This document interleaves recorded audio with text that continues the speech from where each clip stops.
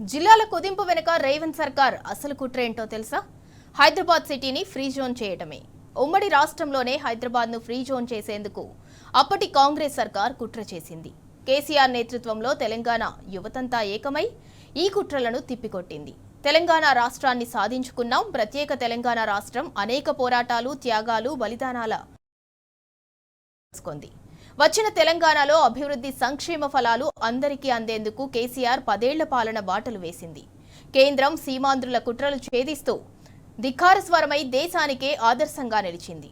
ఇప్పుడు మళ్లీ దిక్కుమాలిన కాంగ్రెస్ పాలన రావడంతో మరోసారి హైదరాబాద్ను కబలించే కుట్రలు మొదలయ్యాయి. అందులో భాగమే జిల్లాల కుదింపు కుతంత్రం. హైదరాబాద్పై ఆధిపత్యం కోసం సీమాంధ్ర కుట్రలకు ప్రతిరూపం. ఇప్పటికే సచివాలయం నిండా సీమాంధ్ర ఉద్యోగులే నిండిపోయారు. ఇప్పుడు హైదరాబాద్ ఫ్రీ జోన్ చేసి ప్రభుత్వ ఉద్యోగాలు మొత్తం సీమాంధ్రులకు కట్టబెట్టే కుట్ర చేస్తున్నాడు రేవంత్ రెడ్డి.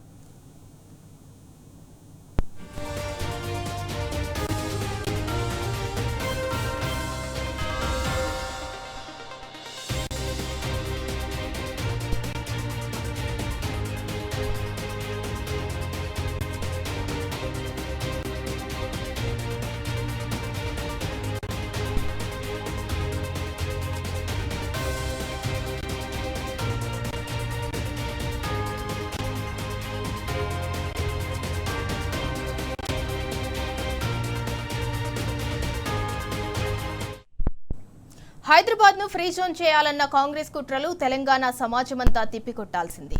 లేదంటే మన రాష్ట్ర ఉద్యోగాల్లో పక్క రాష్ట్ర పోడు పెత్తనం చేస్తుంటే మనం దిక్కులు చూడాల్సిన దుస్థితి తప్పదు.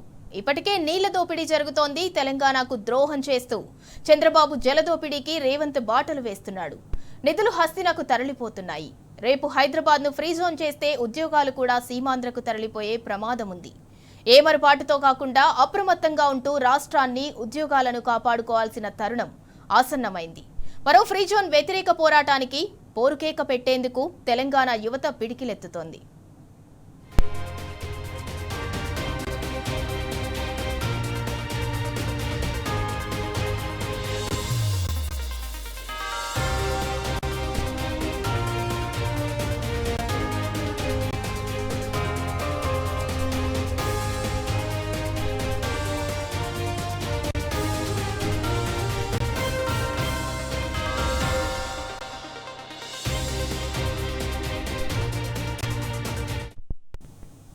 ఇక ఇదే అంశంపై ప్రస్తుతం మనతో స్పందించడానికి ఓయూ నిరుద్యోగ జేఏసీ ఇంద్రానాయక్ గారు ఫోన్ లైన్ లో సిద్ధంగా ఉన్నారు. గుడ్ ఈవినింగ్ అండి.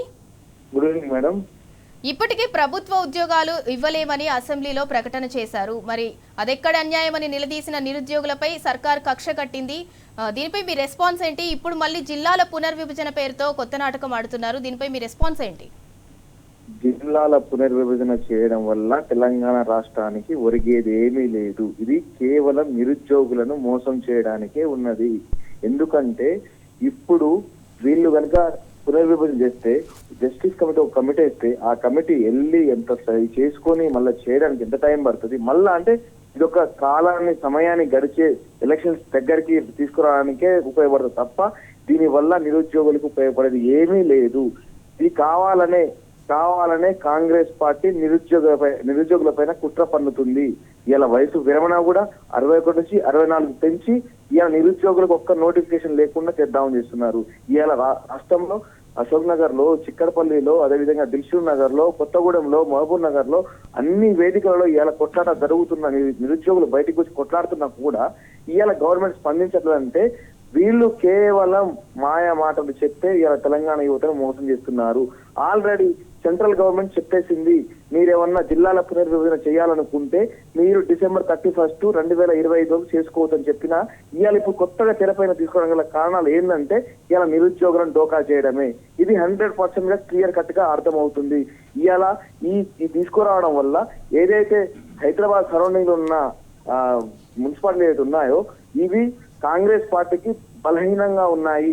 ఇవి కనుక పక్కన వికారాబాద్ కో, పరీకో కలిపితే కాంగ్రెస్ పార్టీ బలపడుతుంది. దీనివల్ల సీట్లు పెరుగుతాయని ఒక దురాలోచన తప్ప దీని వల్ల నిరుద్యోగులకు ఏ మాత్రం ఒరిగేది లేదని మేము నిరుద్యోగుల నుంచి కోరుకున్నాము. నిన్న నైట్ కూడా, నిన్న అర్ధరాత్రి 2 గంటలకు 3 గంటల వరకు కూడా పోలీసులు మా మీద లాఠీ చార్జులు, పోలీసులు కేసులు పెట్టడం, పోలీసులు దౌర్జన్యంగా ప్రవర్తించడం జరుగుతుంది. మేము ఏం అడుగుతున్నాం, మీరు ఆ రోజు చిక్కడపల్లిలో లైబ్రరీ తీసుకొచ్చిన రాహుల్ గాంధీ 2 లక్షల ఉద్యోగాలు ఇస్తా అన్నారు, అదే విధంగా జాబ్ క్యాలెండర్ ఇస్తామన్నారు, యూత్ వికాసం అని చెప్పి, యూత్ డిక్లరేషన్ చెప్పి ప్రియాంక గాంధీ అన్నారు. మరి మీ హామీలు ఎటుపోయినాయి? ఎందుకు మాట్లాడతలేరు? ఎందుకు మా గురించి కొట్లాడతలేరు అని చెప్తుంటే మా మీద కేసులు పెట్టడం, ఇలా అంతా అర్థం అవుతుంది. తెలంగాణ నిరుద్యోగులు అంతా గమనిస్తూనే ఉన్నారు, ఈ కాంగ్రెస్ పార్టీ కుట్రలను అంతా చూస్తూనే ఉన్నారు. ఇంద్ర గారు, అంటే గడిచిన 4-5 రోజులుగా చూసుకున్నట్లయితే అశోక్ నగర్ అంతా కూడా అట్టుడుకుతోంది. మరి రాహుల్ గాంధీకి, ప్రియాంక గాంధీకి ఇదంతా కనిపించట్లేదు అంటారా? మేడం, ఇక్కడ నుంచి అసలు వాస్తవాలు బయటికి పోనీయట్లేరు. ఎంత యూజర్లు ఉన్నాయి, ఎంత ఉన్నాయి. ఇప్పుడు దాదాపుగా అశోక్ నగర్ లో నిన్న 2000 మంది తోటి, మొన్న కృష్ణనగర్ లో 3000 మంది ధర్నాలు జరుగుతున్నాం కూడా పోలీసులు ఎక్కడ కూడా ఎవరితో వీడియోలు చెప్పడం కానీ, అసలు ఎక్కడ వీడియో వచ్చినా కూడా దాన్ని యూజ్ చేయడం, పోలీసులు బూతులు తిట్టడం అంతా తెలుస్తున్నా గుర్తి కూడా వీళ్ళు ఏం చేస్తారంటే ఇంకా హౌస్ అరెస్టులు అందరినీ ఎవరైతే బయటకు వచ్చి మాట్లాడుతున్నారో పిల్లకాయల మీద వాళ్ళ మీద కేసులు పెట్టడం ఇవన్నీ చేస్తున్నారు. అంటే వీళ్ళకి తెలిసిన ఏం చేస్తారంటే వీళ్ళ కనుక మనం అణచివేస్తే, వీళ్ళ మీద 2 కేసులు పెడితే 3 కేసులు పెడితే వీళ్ళు అట్నే ఉండిపోతారు, మన పరిపాలన సాదాసీదాగా జరుపుకోవచ్చు అనే ఒక ప్రయత్నంలో ఉన్నారు. కానీ ఇవాళ తెలంగాణ నిరుద్యోగులు అంతా గమనిస్తున్నారు ఇక్కడ ఏం జరిగింది, గతంలో ఎట్లా ఉంది. గతంలో అరాకొర నోటిఫికేషన్ వచ్చినాయి, బీఆర్ఎస్ ప్రభుత్వం అరాకొర నోటిఫికేషన్ వచ్చినా ఈ ప్రభుత్వం వచ్చిన తర్వాత అంత మొండి చేయి చూపెడుతుంది. ఈ ప్రభుత్వం మమ్మల్ని మోసం చేసిందని యావత్ తెలంగాణ నిరుద్యోగులు అందరూ కూడా బయటకు వచ్చి కొట్లాడుతుంటే ఎక్కడికెక్కడ పోలీసులు, ఇప్పుడు కూడా దిల్సుఖ్నగర్ లో 200-300 మంది పోలీసులు, అశోక్ నగర్ లో 500 మంది పోలీసులు. ఎందుకు? ఇది ప్రజాపాలన లేకపోతే పోలీసుల పాలన లేకపోతే నిరంకుశ? ఎక్కడైనా ఒక నిరుద్యోగి బయటికి పోవాలంటే బయట భయపడుతున్నారు. ఒక నిరుద్యోగి అని చెప్తే పోలీసులు అరెస్ట్ చేస్తున్నారు. ఎక్కడైనా ఒక స్కూల్కి వెళ్ళినా, హాస్పిటల్కి వెళ్ళినా, ఏ బాబు నీ పేరునంటే నిరుద్యోగి అంటే అరెస్ట్ చేస్తున్నారు. అంత దరిద్రమైన పరిపాలన ఈ రాష్ట్రంలో నడుస్తుంది. అయినా మేమే గొంతెమ్మ కోరికలు అడుగుతలేమే. మీరు ఎన్నికల మేనిఫెస్టోలో పెట్టిందే అడుగుతున్నాం కదా. మీ శ్రీధర్ బాబు గారు స్వతహా ఆయన చేతుల మీద రాసిన ఎన్నికల మేనిఫెస్టోలో 2 లక్షల ఉద్యోగాలు చెప్పిన ఆయనే కదా. మరి ఆయన ఎందుకు ఇవ్వాలా మా మీద అవాండాలు పేరుస్తున్నారు? అంటే కావాలని కుట్ర చేస్తున్నారు, మా మీద కావాలని కుట్ర చేస్తున్నారు ఈ కాంగ్రెస్ ప్రభుత్వం. ఇలా జిల్లాల పునర్విభజన కమిటీ చేయడం వల్ల నిరుద్యోగులు ఒరిగేదేముంది? ఇలా జిల్లాల పునర్విభజన చేయడం వల్ల వాళ్ళ పార్టీ బలోపేతం కావడానికి, వాళ్ళ పార్టీ ఇలా మున్సిపాలిటీలో అన్ని జిల్లాల్లో బలహీనంగా ఉంది, దాన్ని పెంచుకోవడం కోసం, ఆదాయాన్ని పెంచుకోవడం కోసం వాళ్ళు డబ్బులు దండుకోవడం తప్ప ఇలా నిరుద్యోగం ఒరిగేది లేదు, చేయలేదు. ఇలా హైదరాబాద్ ని ఫ్రీ జోన్ చేయడం వల్ల ఏమైతుంది? ఫ్రీ జోన్ చేస్తే సీమాంధ్రాలకు ఏదైతే చంద్రబాబు ఆ రోజు కుట్రబన్ని మన తెలంగాణ రానియకుండా చేసిర్రు, ఇవాళ కూడా ఈ చంద్రబాబు మాయామాటలు నమ్మి ఈ రేవంత్ రెడ్డి గారి పరిపాలన కొనసాగిస్తారు. ఇలా మన రాష్ట్రంలో ఈ తెలంగాణ పరిపాలన లేదు, ఆంధ్ర పరిపాలన నడుస్తుంది. చంద్రబాబు చెప్పిందే నడుస్తుంది. ఇలా అన్ని విషయాల్లో, కృష్ణా బోర్డు వాటర్ విషయంలో కానీ, నిరుద్యోగుల విషయంలో కానీ, ప్రైవేట్ సెక్టార్ల విషయంలో కానీ వాళ్ళు చెప్తే మన పిల్లలకు ఉద్యోగం లేకుండా చేస్తున్నారు, వాళ్ళు చెప్తేనే వాళ్ళ పిల్లలకు ఉద్యోగాలు ఇస్తున్నారు. కానీ మన నిరుద్యోగులకు, మన తెలంగాణ బిడ్డలకు అన్యాయం జరిగిందని ఇలా తెలంగాణ యువత అంతా చూస్తూ గమనిస్తున్నారు. వాళ్ళకు వచ్చే ఆయుధం ఒక్క ఓటు ఆయుధం మాత్రమే. రాబోయే ఎలక్షన్స్ లో ఈ కాంగ్రెస్ పార్టీకి బుద్ధి చెప్తారని మా నిరుద్యోగుల నుంచి విన్నపిస్తున్నాం. ఇంద్ర గారు, అంటే 2 ఏళ్ల క్రితం చూసుకున్నట్లయితే కాంగ్రెస్ పార్టీ అధికారంలోకి రాకముందు, ఎన్నికలకు ముందు నిరుద్యోగులకు ఇచ్చిన హామీలే కదా మీరు అడిగేది, మీరు ప్రశ్నించేది. మీ సొంతంగా ఉన్న కోరికలు ఏవి కూడా మీరు నెరవేర్చమని చెప్పట్లేదు, వాళ్ళు ఇచ్చిన హామీలనే నెరవేర్చమని చెప్తున్నారు. మరి ఎందుకు వాళ్ళు ఇచ్చిన హామీలను ఇప్పుడు నిలబెట్టుకోలేకపోతున్నారు? అడ్డగోలు హామీలు, 420 హామీలు, చాతగాని హామీలు అన్ని మేము వాళ్ళు గెలవమని చెప్పేసి అన్ని హామీలు చేశారు. మేము ఎట్లా గెలవము, ఒకవేళ ఈ హామీలు చేస్తే ఎట్లా మనం చెయ్యమని చెప్పేసి అడ్డగోలుగా హామీలు, లేనిపోని హామీలు, ఫ్రీ బస్సులు, ఆ బస్సులు, ఈ బస్సులు అని చెప్పి అందరినీ అసలు ఎక్కడ లేని ఉత్సాహిస్తామని చెప్పి మాయమాటలు చెప్పి ఇలా అధికారంలోకి వచ్చారు. ఇలా ఇంప్లిమెంట్ చేయాలని ఇబ్బంది అవుతుంది. అయినా మేము ఏదో పక్క రాష్ట్రం దోచుకొచ్చి ఏమన్నా, మన రాష్ట్రంలో ఖాళీగా ఉన్న ఉద్యోగాలు మాత్రమే ఏమంటున్నాం. గతంలో సీఎం రేవంత్ రెడ్డి గారు మేము పెట్టిన ప్రెస్ మీట్ వచ్చి, ప్రెస్ క్లబ్ కి వచ్చి 1,86,000 ఉద్యోగాలు ఖాళీగా ఉన్నాయి, బీస్వాల్ కమిటీ చెప్పిందని చెప్పి, మీకు నేను రాగానే మొదటి సంవత్సరం 2 లక్షల ఉద్యోగాలు ఇస్తానని చెప్పి మాయమాటలు చెప్పి, మోసం చెప్పి, ప్రతి సభలో ప్రతి వేదికలో నేను ఇలా నిరుద్యోగుల వల్లనే గెలిచాను, నిరుద్యోగుల వల్లనే అధికారంలో వచ్చానని చెప్పి ఇలా నిరుద్యోగులనే అణచివేసే ప్రయత్నం చేస్తున్నారు. ఈ రాష్ట్రంలో ఎవరికి ఉద్యోగాలు వచ్చాయండి? ఈ ప్రభుత్వంలో దాదాపు 2 సంవత్సరాలు దాటిపోయింది, ఒక్క నోటిఫికేషన్ కూడా రాలేదు. మేము పబ్లిక్ గా చెప్తున్నాము, మీరు ఎక్కడైనా మీ మంత్రులు కానీ మీ ఎమ్మెల్యేలు కానీ ఎవరైనా రండి, మేము నిరుద్యోగులతో 10 మంది వస్తాం, మీ మంత్రి బృందం మొత్తం రండి, ఎక్కడంటే అక్కడికి వస్తాము, మేము చెప్తాము.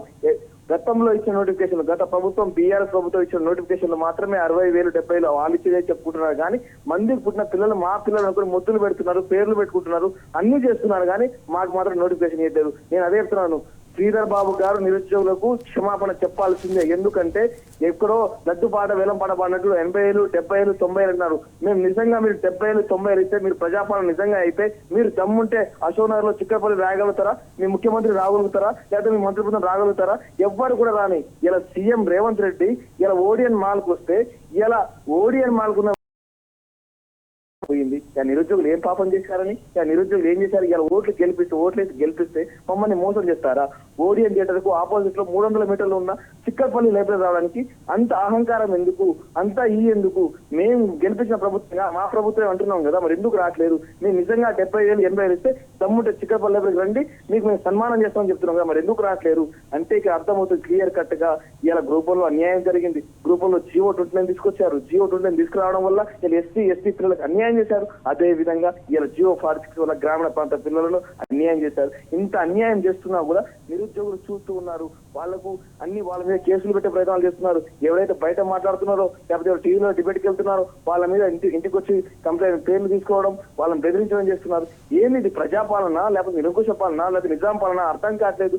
మీరు ఎన్నికల మేనిఫెస్టో పెట్టింది అడుగుతున్నాము. మేము ఎమ్మెల్సీలు అడుగుతలేము, ఎమ్మెల్యేలు అడుగుతలేము, ఏ పదవులు అడుగుతలేము కదా. మీకు మాకు రావాల్సిన వాటానే 2 లక్షల ఉద్యోగాలు, ఈ సంవత్సరం 1 లక్ష 3 లక్షల ఉద్యోగాలు అడుగుతున్నాం కదా. మరి మీరు ఇవ్వడానికి నొప్పి ఏంటి? మీరు అందశ్రీ కొడుకు ఇవ్వడానికి ఉద్యోగాలు ఉంటాయి, లేకపోతే కొండశ్రీ కొల్ల బంధువులకు ఇవ్వడానికి ఉద్యోగాలు ఉంటాయి. కానీ తెలంగాణలో నిరుద్యోగులకు ఉద్యోగాలు ఇవ్వడానికి మాత్రం మీ దగ్గర ఉద్యోగాలు ఉండవు. ఎన్ని రోజులని ఇలా మాయమాటలు చెప్తారు? శాంతి కుమార్ కమిటీ పోయింది, బీస్వాల్ కమిటీ పోయింది. ఇంకా ఎన్ని రోజులు ఇలా కాలయాపన చేసుకుంటూ పోతారు? ఈ నిరుద్యోగుల నోటిఫికేషన్ రాగానే ఏదో ఒక ఎలక్షన్స్ రావడం, బై ఎలక్షన్స్ రావడం, ఎమ్మెల్సీ ఎలక్షన్స్ రావడం, ఎమ్మెల్యే ఎలక్షన్స్ రావడం, ఇట్లా ఎలక్షన్స్ పేరు చెప్పుకొని ఇక నిరుద్యోగులు నిండా ముంచే ప్రయత్నం చేస్తున్నది కాంగ్రెస్ పార్టీ. రాబోయే రోజుల్లో ఏ ఎలక్షన్స్ అయినా కాంగ్రెస్ పార్టీకి గట్టి ఎదురైతే తగలబోతుంది. అది కూడా నిరుద్యోగుల నుంచి. ఈ నిరుద్యోగులు 10 మందికి ఇన్సిడెంట్ చేసి ఇలా కాంగ్రెస్ పార్టీని గెలిపిస్తే ఇలా జీవితాలను అందాకాలం నెట్టేశారు. ఇలా ఏం అడుగుతున్నారు? వాళ్ళు ఒకటి మాకు జాబ్ క్యాలెండర్ ఇవ్వండి, 2 లక్షల ఉద్యోగాలు ఇవ్వండి. మీరు మీ హామీలు ఎట్టిపోయారంటే ఆ రోజు ప్రవళిక హత్య ఇష్యూలో పెద్ద మాటలు మాట్లాడారు. మరి ఇలా అశోక్ నగర్ లో లాఠీ చార్జ్ జరుగుతుంది. ఇలా అశోక్ నగర్ లో ఇద్దరు 9 మంది చనిపోయారు. వాళ్ళ గురించి ఎవ్వరు మాట్లాడలేదు. ఆ రోజు బెల్లం చుట్టూ ఈగలు లెక్క బల్మూరు వెంకట గారు, రియాజ్ గారు అందరూ వచ్చారు. మరి ఇలా ఎందుకు రావట్లేదు?